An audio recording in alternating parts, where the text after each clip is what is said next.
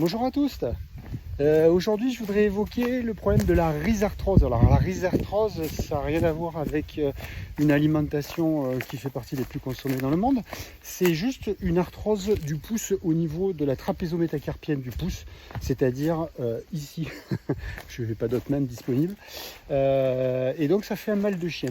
Alors, il y a une chose qui est simple pour jauger le niveau de la rhizarthrose, c'est simplement de mesurer l'angle entre le pouce, ou plus exactement le premier méta, et le deuxième méta, c'est-à-dire la capacité qu'on a à ouvrir, à ouvrir la main, à ouvrir la première commissure ou pas. Il se trouve que dans la rhizarthrose, cette capacité, ça se réduit comme peau de chagrin et on arrive ici.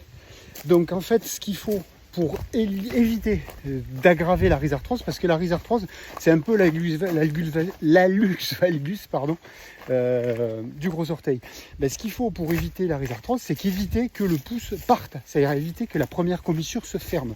Donc, il faut une orthèse qu'on met la nuit, parce que sinon dans la journée c'est un peu galère, on ne peut plus rien faire, mais on met dans la journée dans la nuit, et qui va garder au maximum, qui va ouvrir la première commissure en grand, comme ceci. Si vous regardez ce qui est vendu malheureusement en pharmacie, souvent dans un matériau néoprène, ce sont des orthèses qui, quand on les a mises, vous maintiennent le pouce comme ça. C'est-à-dire une vraie catastrophe. Donc là, je pèse mes mots. J'ai dit, c'est un scandale de vendre ça pour une orthèse de rhizarthrose, alors que ça vous précipite là-dedans.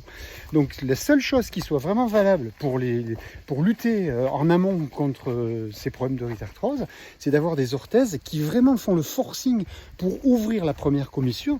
C'est généralement des orthèses qui sont en thermoplastique, donc souvent faites sur mesure. Il en existe des prêt-à-porter, mais qui sont forcément moins bien, mais c'est ce qu'on appelle des orthèses type C-bar. Ça ressemble à un C, on le met dans la première commissure, ça l'ouvre à fond, on met un coup de velcro et on maintient pendant toute la nuit cette ouverture de la première commissure.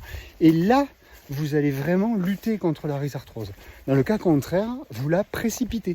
Donc s'il vous plaît, n'achetez pas ces orthèses en néoprène qui vous collent le pouce comme ça. Ça peut être bien dans d'autres conditions, s'il y a eu une entorse ou machin, un truc comme ça, mais surtout pas pour une rhizarthrose. Voilà, c'est un mini coup de gueule. Allez, à bientôt et belle balade à tous. Ciao.